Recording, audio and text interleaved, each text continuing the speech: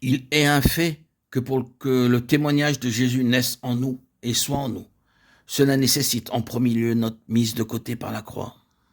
L'union avec Christ sur la base de sa vie ressuscitée nous permet d'entrer dans des situations de mort et qui paraissent être la fin de tout. Mais ces situations sont en réalité prédéfinies pour la glorification de Dieu. Rappelons-nous qu'il y a cette souveraineté derrière ces expériences. Ce ne sont pas des accidents, ce ne sont pas juste des disgrâces. Ses disciples lui posèrent cette question: Rabbi, qui a péché, cet homme ou ses parents, pour qu'il soit né aveugle? Jésus répondit: ce n'est pas que lui ou ses parents aient péché, mais c'est afin que les œuvres de Dieu soient manifestées en lui. Jean 9, 2, 3.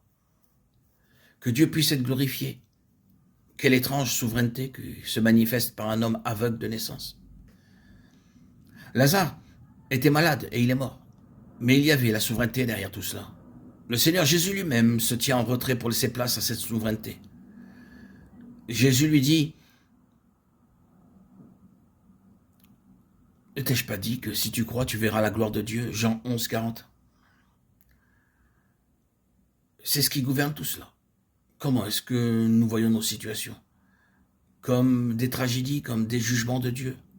Demandons-nous si le Seigneur n'a pas permis tout cela pour manifester profondément sa gloire.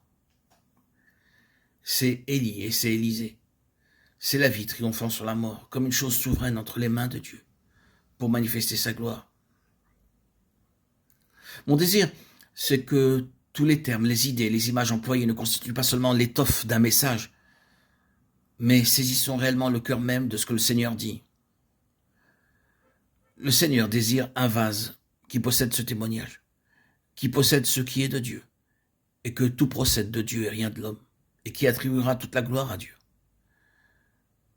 Mais pour avoir part dans cette sillonne-là, le vase pour sa gloire, nous devons passer par des voies inhabituelles, étranges, et plusieurs fois nous rencontrerons des situations qui nous apparaîtront comme le triomphe de la mort, et la sentence sera la mort en nous-mêmes.